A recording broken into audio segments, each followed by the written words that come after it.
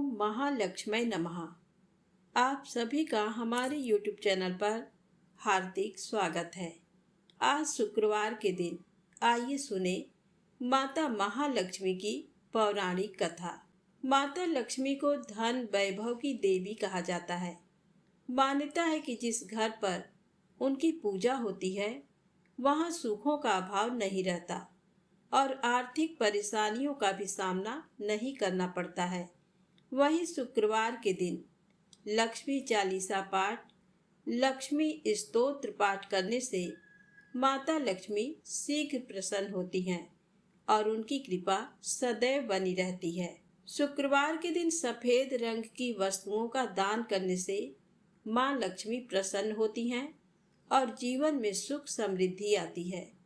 शुक्रवार की पूजा में माँ लक्ष्मी को सुहाग से जुड़े सामान जरूर अर्पित करें, इससे भी माँ प्रसन्न होती हैं। शुक्रवार के दिन यदि आप काली चींटियों को चीनी खिलाते हैं तो इससे आर्थिक समस्या दूर होती है और धन आवक में वृद्धि होती है। यदि पैसा ठहरता नहीं और हमेशा पैसों की तंगी बनी रहती है तो इसके लिए शुक्रवार के दिन माँ लक्ष्मी के चरणों में कमल का फूल, मखाना और बतासे अर्पित करें। शुक्रवार के दिन घर की अच्छे से साफ सफाई करें और पूरे घर पर गंगा जल का छिड़काव करें। संध्या में घर के मुख्य द्वार पर घी का दीपक जलाएं। इससे सकारात्मकता बढ़ती है और घर पर माँ लक्ष्मी का आगमन होता है। अब आइए सुने माता अन्नपूर्णा की पौराणिक कथा। अन्नपूर्णे सदा पूर्णे शंकर प्राण वल्लभे ज्ञान वैराग्य सिद्ध्यर्थम भिक्षाम देहि च पार्वती। माता च पार्वती देवी पिता देवो महेश्वरः बान्धवा शिवभक्ताश्च स्वदेशो भुवनत्रयम्। एक समय की बात है। काशी निवासी धनंजय की पत्नी का नाम सुलक्षणा था। उसे अन्य सब सुख प्राप्त थे, केवल निर्धनता ही उसके दुख का कारण थी। ये दुख उसे हर समय सताता था। एक दिन सुलक्षणा पति से बोली, स्वामी आप कुछ उद्यम करो तो काम चले। इस प्रकार कब तक काम चलेगा? सुलक्षणा की बात धनंजय के मन में बैठ गई और वह उसी दिन विश्वनाथ शंकर जी को प्रसन्न करने के लिए बैठ गया और कहने लगा, हे देवादिदेव विश्वेश्वर, मुझे पूजा पाठ कुछ आता नहीं है, केवल तुम्हारे भरोसे बैठा हूँ। इतनी विनती करके वह 2-3 दिन भूखा प्यासा बैठा रहा। ये देखकर भगवान शंकर ने उसके कान में अन्नपूर्णा अन्नपूर्णा अन्नपूर्णा इस प्रकार 3 बार कहा। ये कौन क्या कह गया, इसी सोच में धनंजय पड़ गया कि मंदिर से आते ब्राह्मणों को देखकर पूछने लगा, पंडित जी अन्नपूर्णा कौन है? ब्राह्मणों ने कहा, तू अन्न छोड़ बैठा है सो तुझे अन्न की ही बात सूझती है। जा घर जाकर अन्न ग्रहण कर। धनंजय घर गया, स्त्री से सारी बात कही। वह बोली, नाथ चिंता मत करो, स्वयं शंकर जी ने ये मंत्र दिया है, वे स्वयं ही खुलासा करेंगे। आप फिर से जाकर उनकी आराधना करो। धनंजय फिर जैसा का तैसा पूजा में बैठ गया। रात्रि में शंकर जी ने आज्ञा दी, कहा तू पूर्व दिशा में चला जा। वह अन्नपूर्णा माँ का नाम जपता जाता और रास्ते में फल खाता, झरनों का पानी पीता जाता। इस प्रकार कितने ही दिनों तक चलता गया। वहाँ उसे चांदी सी चमकती वन की शोभा देखने में आई। सुंदर सरोवर देखने में आया। उसके किनारे कितनी ही अप्सराएं झुंड बनाए बैठी थी। एक कथा कहती थी और सब माँ अन्नपूर्णा इस प्रकार बार बार कहती थी। ये अगहन मास की उजेली रात्रि थी और आज से ही व्रत का आरंभ था। जिस शब्द की खोज करने वह निकला था वह उसे वहाँ सुनने को मिला। धनंजय ने उनके पास जाकर पूछा, हे देवियों आप ये क्या करती हो? उन सब ने कहा, हम सब माँ अन्नपूर्णा का व्रत करती हैं। व्रत करने से गई, पूजा क्या होता है? ये किसी ने किया भी है? इसे कब किया जाए? कैसा व्रत है और विधि कैसी है? मुझसे भी कहो। वे कहने लगी, इस व्रत को सब कोई कर सकते हैं। 21 दिन तक के लिए 21 गांठ का सूत लेना चाहिए। 21 दिन यदि ना बने तो एक दिन उपवास करें। ये भी ना बने तो केवल कथा सुनकर प्रसाद लें। निराहार रहकर कथा कहें। कथा सुनने वाला कोई ना मिले तो पीपल के पत्तों को रख सुपारी या घृत कुमारी वृक्ष को सामने कर, दीपक को साक्षी कर, सूर्य, गाय, तुलसी या महादेव जी को बिना कथा सुनाए मुख में दाना न डाले। यदि भूल से कुछ पड़ जाए तो एक दिवस फिर उपवास करें। व्रत के दिन क्रोध ना करें और झूठ ना बोलें। धनंजय बोला, इस व्रत के करने से क्या होगा? वे कहने लगी, इसके करने से अंधों को नेत्र मिले, लूलों को हाथ मिले, निर्धन के घर धन आए, बाझल को संतान मिले, मूर्ख को विद्या आए। जो जिस कामना से व्रत करे माँ उसकी इच्छा पूरी करती है। वह कहने लगा, बहनों, मेरे भी धन नहीं है, विद्या नहीं है, कुछ भी तो नहीं है। मैं तो दुखिया ब्राह्मण हूँ। मुझे इस व्रत का सूत दोगी? हाँ भाई, तेरा कल्याण हो, तुझे सूत देंगे। ले, इस व्रत का मंगल सूत ले। धनंजय ने व्रत किया। व्रत पूरा हुआ। तभी सरोवर में से 21 खंड की सुवर्ण सीढ़ी हीरा मोती जड़ी हुई प्रकट हुई। धनंजय जय अन्नपूर्णा अन्नपूर्णा कहता जाता था। इस प्रकार कितनी ही सीढ़ियां उतर गया तो क्या देखता है कि करोड़ों सूर्य से प्रकाशमान अन्नपूर्णा माता का मंदिर है। उसके सामने सुवर्ण सिंहासन पर माता अन्नपूर्णा विराजमान है। सामने भिक्षा हेतु शंकर भगवान खड़े हैं। देवांगनाएं चंवर डुलाती हैं। कितनी ही हथियार बांधे पहरा देती हैं। धनंजय दौड़कर जगदम्बा के चरणों में गिर गया। देवी उसके मन का क्लेश जान गई। धनंजय कहने लगा, माता, आप तो अंतर्यामिनी हो, आपको अपनी दशा क्या बताऊं? माता बोली, मेरा व्रत किया है, जा संसार तेरा सत्कार करेगा। माता ने धनंजय की जिह्वा पर बीज मंत्र लिख दिया। अब तो उसके रोम रोम में विद्या प्रकट हो गई। इतने में क्या देखता है कि वह काशी विश्वनाथ के मंदिर में खड़ा है। माँ का वरदान ले धनंजय घर आया। सुलक्षणा से सब बात कही। माता जी की कृपा से उसके घर में संपत्ति उमड़ने लगी। छोटा सा घर बहुत बड़ा गिना जाने लगा। जैसे शहद के छत्ते में मक्खियाँ जमा होती हैं, उसी प्रकार अनेक सगे संबंधी आकर उसकी बड़ाई करने लगे। सभी कहने लगे, इतना धन और इतना बड़ा सुंदर घर, संतान नहीं तो इस कमाई का कौन भोग करेगा? सुलक्षणा से संतान नहीं है, इसलिए तुम दूसरा विवाह करो।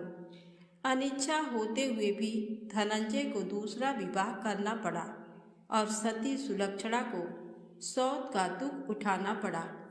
इस प्रकार दिन बीतते गए। फिर अगहन मास आया। नए बंधन से बंधे पति से सुलक्षणा ने कहलाया कि हम व्रत के प्रभाव से सुखी हुए हैं, इस कारण ये व्रत छोड़ना नहीं चाहिए। ये माता जी का प्रताप है जो हम इतने संपन्न और सुखी हैं। सुलक्षणा की बात सुन धनंजय उसके यहाँ आया और व्रत में बैठ गया। नई बहू को इस व्रत की खबर नहीं थी। वह धनंजय के आने की राह देख रही थी। दिन बीतते गए और व्रत पूर्ण होने में 3 दिवस बाकी थे कि नई बहू को खबर पड़ी। उसके मन में ईर्ष्या की ज्वाला दहक रही थी। सुलक्षणा के घर आ पहुंची और उसने वहां भगदड़ मचा दी। वह धनंजय को अपने साथ ले गई। नए घर में धनंजय को थोड़ी देर के लिए निद्रा ने आ दबाया। इसी समय नई बहू ने उसका व्रत का सूत तोड़कर आग में फेंक दिया। अब तो माता जी का कोप जाग गया। घर में अकस्मात आग लग गई। सब कुछ जलकर खाक हो गया। सुलक्षणा जान गई और पति को फिर अपने घर ले आई। नई बहू रूठकर पिता के घर जा बैठी। पति को परमेश्वर मानने वाली सुलक्षणा बोली, नाथ घबराना नहीं, माता जी की कृपा अलौकिक है। पुत्र कुपुत्र हो जाता है पर माता कुमाता नहीं होती। अब आप श्रद्धा और भक्ति से आराधना शुरू करो, वे जरूर हमारा कल्याण करेंगी।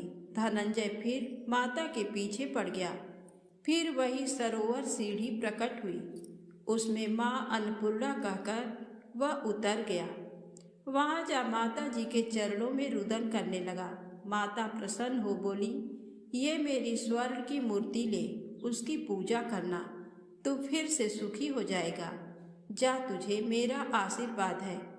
तेरी स्त्री सुलक्षणा ने श्रद्धा से मेरा व्रत किया है, उसे मैंने पुत्र दिया है। धनंजय ने आंखें खोली तो खुद को काशी विश्वनाथ के मंदिर में खड़ा पाया। वहां से फिर उसी प्रकार घर को आया। इधर सुलक्षणा के दिन चढ़े और महीने पूरे होते ही पुत्र का जन्म हुआ। गांव में आश्चर्य की लहर दौड़ गई, मानता आने लगा। इस प्रकार उसी गांव के निसंतान सेठ के पुत्र होने पर उसने माता अन्नपूर्णा का मंदिर बनवा दिया। उसमें माताजी धूमधाम से पधारी, यज्ञ किया और धनंजय को मंदिर के आचार्य का पद दे दिया। जीविका के लिए मंदिर की दक्षिणा और रहने के लिए बड़ा सुंदर सा भवन दिया। धनंजय स्त्री पुत्र सहित वहां रहने लगा। माता जी की चढ़ावे में भरपूर आमदनी होने लगी। उधर नई बहू के पिता के घर डाका पड़ा, सब लुट गया। वे भीख मांगकर पेट भरने लगे। सुलक्षणा ने ये सुना तो उन्हें बुला भेजा, अलग घर में रख लिया और उनके अन्न वस्त्र का प्रबंध कर दिया। धनंजय, सुलक्षणा और उसका पुत्र माता जी की कृपा से आनंद से रहने लगे। माता जी ने जैसे इनके भंडार भरे वैसे सबके भंडार भरे, तो प्रेम से बोले, अन्नपूर्णा माता की जय हो। अब आइए सुने लक्ष्मी माता की कहानी। एक दिन लक्ष्मी जी की बड़ी बहन ज्येष्ठा ने उनसे कहा, बहुत दिनों से एक बात मेरे मस्तिष्क में कौंध रही है, सोचती हूँ कि तुमसे पूछूं या नहीं। लक्ष्मी जी ने मुस्कुरा कर कहा, ऐसी क्या बात है बहन, मन में जो कुछ भी है निसंकोच पूछो। वैसे भी कोई बात मन में न रखकर उसका समाधान कर लेना ही बुद्धिमानी है। तब अलक्ष्मी ने कहा, मैं अक्सर यही सोचती रहती हूँ कि सुंदरता में हम दोनों बराबर हैं, फिर भी लोग तुम्हारा आदर करते हैं और मैं जहाँ भी जाती हूँ वहाँ उदासी छा जाती है। मुझे लोगों की घृणा और क्रोध का शिकार होना पड़ता है, जबकि हम दोनों सगी बहनें हैं। ऐसा क्यों? तब लक्ष्मी जी ने हंसकर कहा, सगी बहन या समान सुंदरता होने से ही आदर नहीं मिलता, उसके लिए अपने को भी कुछ करना चाहिए। लोग मेरा आदर इसलिए करते हैं क्योंकि मैं उनके घर पहुंचते ही सुख के साधन जुटा देती हूँ।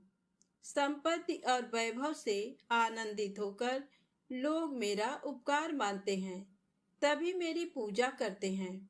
उधर तुम्हारा ये हाल है कि जिसके यहाँ भी तुम जाती हो उसको गरीबी, रोग और आपदा सहनी पड़ती है। इसी वजह से लोग तुमसे घृणा करते हैं, कोई आदर नहीं करता। आदर पाना है तो दूसरों को सुख पहुंचाओ। ज्येष्ठा को लक्ष्मी जी की बात चुभ गई। उन्हें लगा कि लक्ष्मी को अपनी महिमा का अभिमान हो गया है। उन्होंने तड़प कर कहा, लक्ष्मी, तुम मुझसे हर बात में छोटी हो, अवस्था में भी और प्रभाव में भी। मुझे उपदेश देने का भी विचार न करो। अगर तुम्हें अपने वैभव का अहंकार है तो मेरे पास भी अपना एक प्रभाव है। मैं जब अपनी पर आ जाऊं तो तुम्हारे करोड़पति भक्त को भी पल भर में भिखारी बना दूं।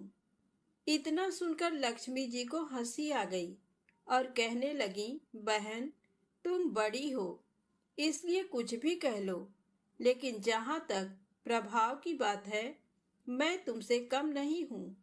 जिसको तुम भिखारी बनाओगी उसे मैं दूसरे दिन रंक से फिर राजा बना दूंगी। मेरी महिमा का अभी तुम्हें पता ही कहाँ है। अलक्ष्मी ने कहा, और तुम्हें भी मेरी महिमा का पता ही नहीं है। जिसकी तुम सहायता करोगी उसे मैं दाने दाने के लिए भी मोहताज कर दूंगी। लक्ष्मी जी ने कहा, देखो बहन, दाने दाने के लिए तुम उसे मोहताज कर सकती हो जिससे मैं रूठ जाऊं, जिसके सिर पर मेरा वरद हस्त ना हो, उसका तुम कुछ भी बिगाड़ सकती हो। परंतु जिस पर मेरी कृपा दृष्टि है, उसका कोई भी बाल तक बांका नहीं कर सकता। अगर तुम अपना प्रभाव दिखाने को इतनी ही उतावली हो रही हो, तो कल अपना प्रभाव दिखाकर देख लेना। अलक्ष्मी बोली, ठीक है, बोलो कहाँ चलें? तब माता लक्ष्मी ने कहा, दूर क्यों जाएं? पास ही के गांव में एक ब्राह्मण रहता है, उसका नाम है दीनानाथ। वह हर रोज मंदिर में पूजा करने जाता है और मेरा पक्का भक्त है। उसी पर हमें अपनी अपनी महिमा दिखानी है। ज्येष्ठा को ताव आ गया। उन्होंने हाथ झटक कर कहा, ठीक है ठीक है, देख लेना, कल तुम्हारा सिर ही झुक जाएगा। कहकर वह एक ओर चली गईं। लक्ष्मी जी वहीं खड़ी बहन के क्रोध और अहंकार पर मुस्कुराती रहीं। दूसरे दिन दोनों बहनें गांव के विष्णु मंदिर में पहुंची। उन्होंने वेश बदल रखा था। साधारण स्त्रियों की तरह वे दोनों मंदिर के द्वार पर बैठ गईं। लोगों ने देखा तो अवश्य, लेकिन किसी ने उनकी ओर कोई खास ध्यान नहीं दिया। ध्यान देने वाली कोई खास बात थी भी नहीं। वह मंदिर था और वहां हर रोज दीन दुखी आते जाते रहते थे। वहां आने वाले सभी किसी न किसी परेशानी में घिरे रहते थे। फिर भला उन्हें किसी दूसरे की परेशानी से क्या सरोकार हो सकता था। थोड़ी देर बाद वहां दीनू पंडित आया। दोनों बहनों की नजरें उस पर जम गईं। पूजा करके जब वह लौटने लगा तो ज्येष्ठा ने कहा, लक्ष्मी, वह तुम्हारा भक्त आ रहा है, बन पड़े तो कोई सहायता करो। माता लक्ष्मी ने कहा, हाँ करती हूँ। लक्ष्मी जी ने एक पोला बांस दीनू के रास्ते में रख दिया, जिसमें मोहरे भरी हुई थी। ज्येष्ठा ने बांस को छूकर कहा, अब तुम मेरा प्रभाव भी देख लेना। पूजा करके लौट रहे दीनू ने रास्ते में पड़ा हुआ वह बांस का टुकड़ा उठा लिया। उसका विचार था कि वह किसी काम आ जाएगा। घर में 100 जरूरतें होती हैं। अभी वह पंडित कुछ ही आगे बढ़ा था कि उसे एक लड़का मिला। लड़के ने पहले पंडित जी से राम राम की, फिर बड़ी ही नम्रता से बोला, पंडित जी, मुझे अपनी चारपाई के लिए बिल्कुल ऐसा ही बांस चाहिए। दादाजी ने ये कहकर भेजा है कि जाओ बाजार से ले आओ। ऐसा बांस पंडित जी कहाँ मिलेगा? दीनू ने कहा, मैंने मोल नहीं लिया, रास्ते में पड़ा था सो उठा लाया। लो, तुम्हें जरूरत है तो तुम ही रख लो। वैसे बाजार में 1 रुपए से कम का नहीं है। लड़के ने चवन्नी देते हुए कहा, मगर मेरे पास तो ये चवन्नी ही है पंडित जी। अभी तो आप इसे ही रखिए, बाकी 12 आने शाम को दे जाऊंगा। पंडित जी खुश थे कि बिना किसी हील हुज्जत के रुपया कमा लिया। दीनू पंडित ने चवन्नी लेकर बांस लड़के को दे दिया और वह चवन्नी अपनी डोलची में रख दी। मंदिर के पास खड़ी दोनों देवियां ये सारी लीला देख रही थी। ज्येष्ठा ने कहा, लक्ष्मी, देखा तुमने, तुम्हारी इतनी सारी मोहरें मात्र एक चवन्नी में बिक गई। और अभी क्या, ये चवन्नी भी तुम्हारे भक्त के पास नहीं रुकेगी। चलो उसके पीछे चलते हैं और देखते हैं कि क्या होता है। दोनों बहनें दीनू के पीछे पीछे चलने लगीं। एक तालाब के पास दीनू ने डोलची रख दी और कमल के फूल तोड़ने लगा। उसी बीच एक चरवाहे का लड़का आया और डोलची में रखी हुई चवन्नी लेकर भाग गया। दीनू को पता ही नहीं चला। फूल तोड़कर वह अपने घर चलने लगा। इतने में वही लड़का आता हुआ दिखाई दिया जिसने चवन्नी देकर उससे बांस ले लिया था। करीब आकर वह बोला, पंडित जी, ये बांस तो बहुत वजनी है। दादाजी ने कहा है कि कोई हल्का बांस चाहिए, इसकी चारपाई ठीक न होगी। ये लीजिए, आप अपना बांस वापस ले लीजिए। कहकर उसने बांस पंडित जी के हवाले कर दिया। दीनू ने बांस ले लिया, लेकिन चवन्नी तो डोलची में थी ही नहीं। तब उसने कहा, बेटा, चवन्नी तो कहीं गिर गई, तुम मेरे साथ घर चलो, वहां दूसरी दे दूंगा। इस समय मेरे पास एक भी पैसा नहीं है। तब आप जाइए, मैं शाम को आकर घर से ले लूंगा। ऐसा कहकर लड़का अपनी राह लौट गया। बांस फिर से पंडित जी के ही पास आ गया और लक्ष्मी जी हौले से मुस्कुराईं। उनको इस प्रकार मुस्कुराते देखकर ज्येष्ठा मन ही मन में जल उठी। वह बोली, अभी तो खेल शुरू ही हुआ है, देखती चलो कि मैं इसे कैसे तिगनी का नाच नचाती हूँ। दीनू बेचारा इन सब बातों से बेखबर अपनी ही धुन में आगे बढ़ा चला जा रहा था। उसे क्या पता था कि वह शतरंज का मोहरा बना हुआ है। वह तो धूप छांव की भांति दोनों बहनों का प्रभाव सहता चुपचाप चला जा रहा था। आगे चलकर गांव का एक अहीर मिला। उसने दीनू को चवन्नी वापस करते हुए बताया, पंडित जी, मेरा लड़का आपकी डोलची से ये चवन्नी उठा लाया था। वह बड़ा ही शैतान है। मैं आपकी वही चवन्नी लौटाने आया हूँ। हो सके तो उस शैतान को माफ कर दीजिएगा। दीनू ने आशीर्वाद देकर चवन्नी ले ली और प्रसन्न मन से उस लड़के को पुकारने लगा, जो शाम को घर आकर चवन्नी लेने की बात कहकर लौटा जा रहा था। आवाज सुनकर लड़का लौट आया। अपनी चवन्नी वापस पाकर वह भी प्रसन्न हो गया। दीनू पंडित निश्चिंत मन से घर की ओर बढ़ने लगा। उसके एक हाथ में पूजा की डोलची थी और दूसरे में वही 5 हाथ का लंबा बांस। राह चलते दीनू पंडित सोच रहा था, बांस तो काफी वजनी है। वजनी है तो मजबूत भी होगा, क्योंकि ठोस है। इसे दरवाजे के छप्पर में लगा दूंगा। कई साल के लिए बल्ली से छुटकारा मिल जाएगा। ज्येष्ठा को उसके विचार पर क्रोध आ गया। लक्ष्मी जी के प्रभाव से दीनू को लाभ होता देख वह मन ही मन बुरी तरह जली जा रही थी। जब उन्होंने देखा कि पंडित का घर करीब आ गया है, तो कोई उपाय न पाकर उन्होंने दीनू को मारने का विचार किया।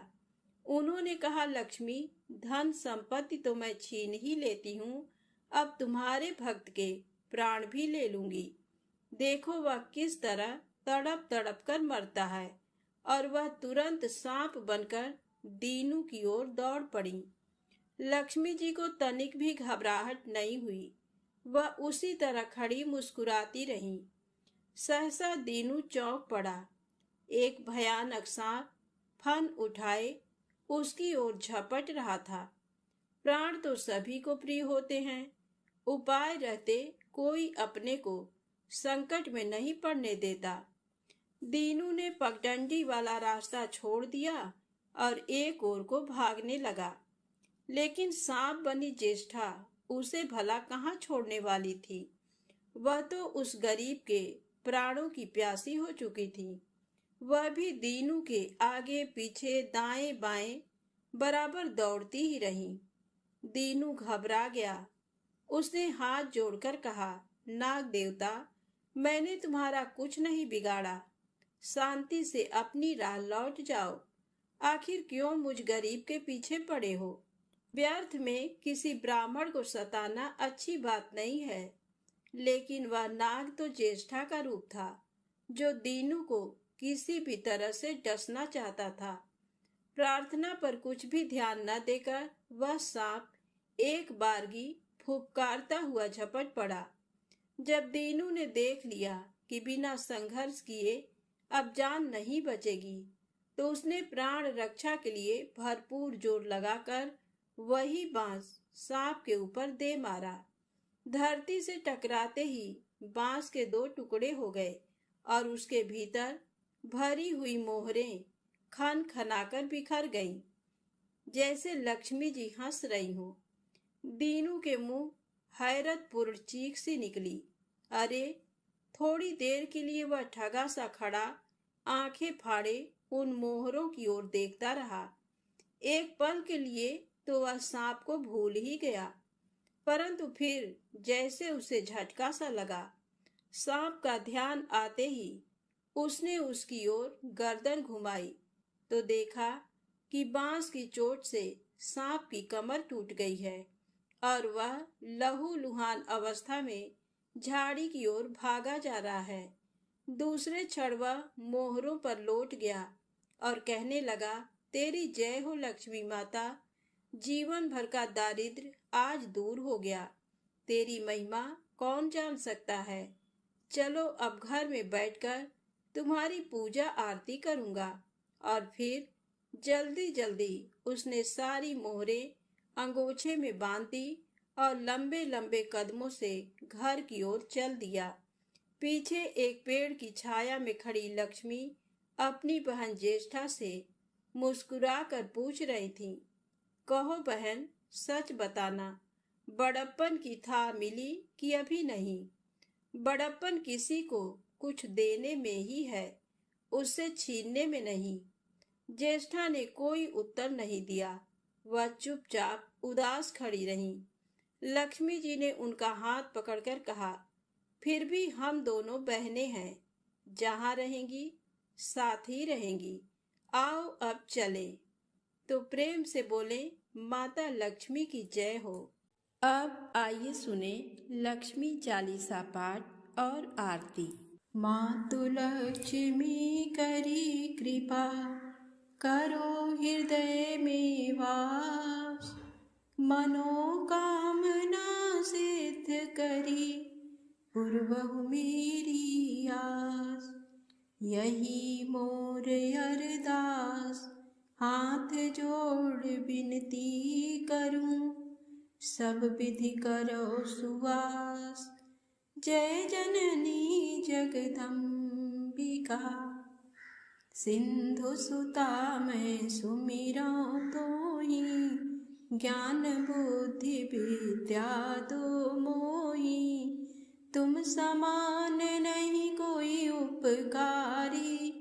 सब विधि पूर्वहु आस हमारी। जय जय जगत जननी जगदम्बा, सबकी तुम ही हो अवलंबा। तुम ही हो सब घट घट वासी, बिनती यही हमारी खासी।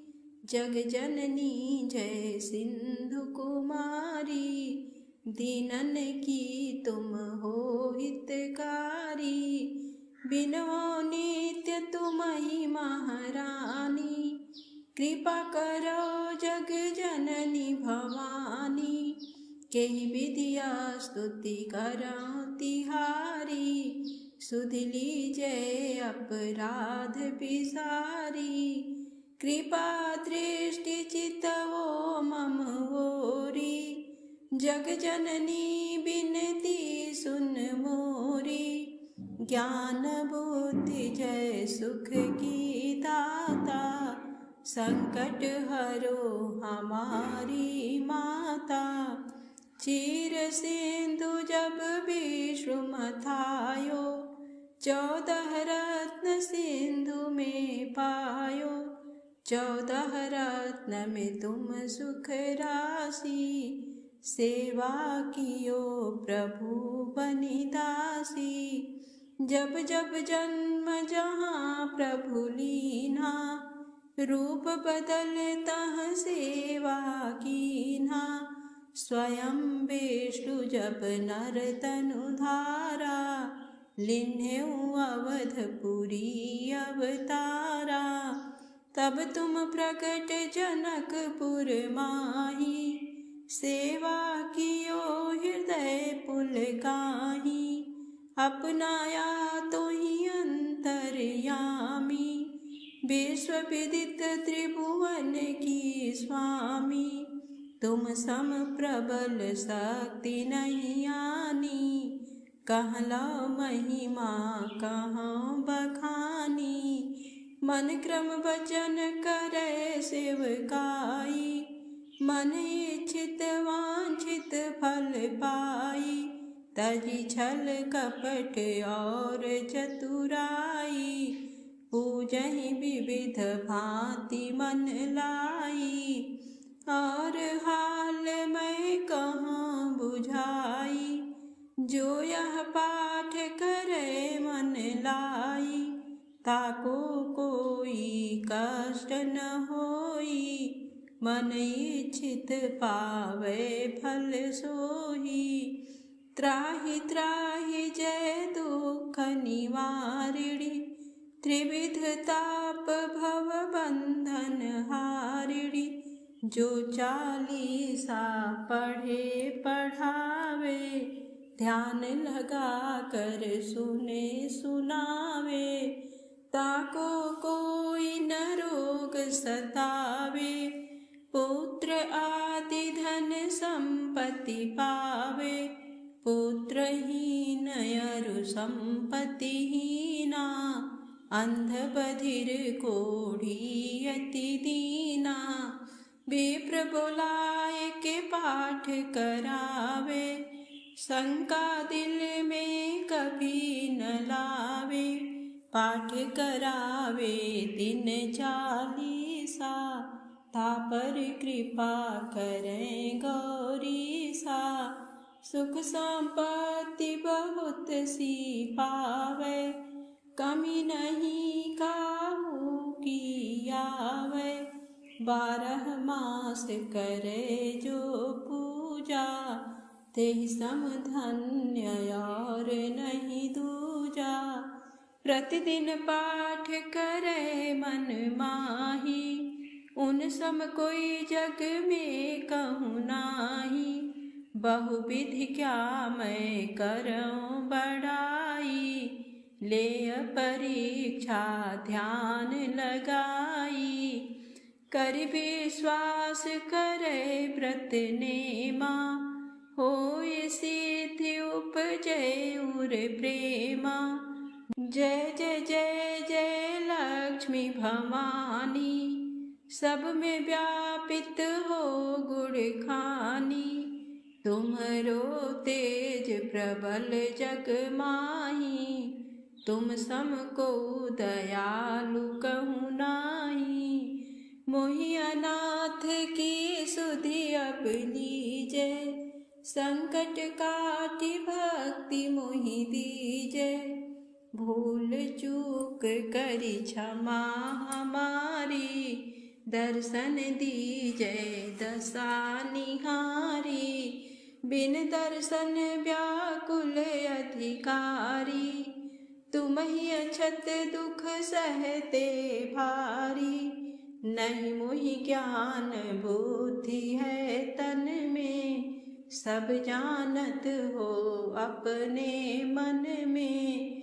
रूप चतुर्भुज करके धारण, कष्ट मोर अब करऊँ निवारण।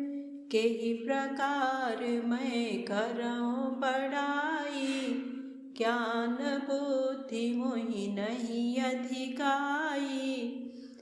त्राहि त्राहि दुख हारिणी, हरो बेगी सब त्रास। जयति जयति जय लक्ष्मी, करु शत्रु को नाश। दास सदा धरि ध्यान नित, विनय करत कर जोर। मातु लक्ष्मी दास पर, करहु दया की को। ओम जय लक्ष्मी माता, मैया जय लक्ष्मी माता। तुमको निस दिन सेवत, हर विष्णु विधाता। ओम जय लक्ष्मी माता। उमा रमा ब्रह्माणी तुम ही जग माता। सूर्य चंद्रमा ध्यावत, सूर्य चंद्रमा ध्यावत, नारद ऋषि गाता। ओम जय लक्ष्मी माता। दुर्गा रूप निरंजनी सुख संपत्ति दाता। जो कोई तुमको ध्याता, जो कोई तुमको ध्याता, रिद्धि सिद्धि धन पाता। ओम जय लक्ष्मी माता। तुम पाताल निवासिनी, तुम ही शुभदाता। कर्म प्रभाव प्रकाशिनी, कर्म प्रभाव प्रकाशनी, भवनिधि की त्राता। ओम जय लक्ष्मी माता। जिस घर में माँ रहती, सब सद्गुण आता, सब संभव हो जाता, सब संभव हो जाता, मन नहीं घबराता। ओम जय लक्ष्मी माता। तुम बिन यज्ञ न होवे, वस्त्र न कोई पाता। खान पान का वैभव, खान पान का वैभव, सब तुमसे आता। ओम जय लक्ष्मी माता। शुभ गुण मंदिर सुंदर, क्षीरोदधि जाता। रत्न चतुर्दश तुम बिन, रत्न चतुर्दश तुम बिन, कोई नहीं पाता। ओम जय लक्ष्मी माता। महालक्ष्मी जी की आरती जो कोई नर गाता, उर आनंद समाता, उर आनंद समाता, पाप उतर जाता। ओम जय लक्ष्मी माता। जय लक्ष्मी माता, मैया जय लक्ष्मी माता। तुमको निस दिन सेवत, हर विष्णु विधाता। ओम जय लक्ष्मी माता। प्रेम से बोले महालक्ष्मी माता की जय हो, अन्नपूर्णा माता की जय हो। दोस्तों, यदि आपको वीडियो अच्छी लगी हो तो प्लीज़ लाइक अवश्य करें, चैनल को सब्सक्राइब करें, ज़्यादा से ज़्यादा शेयर करें। जय माता दी, जय भोलेनाथ।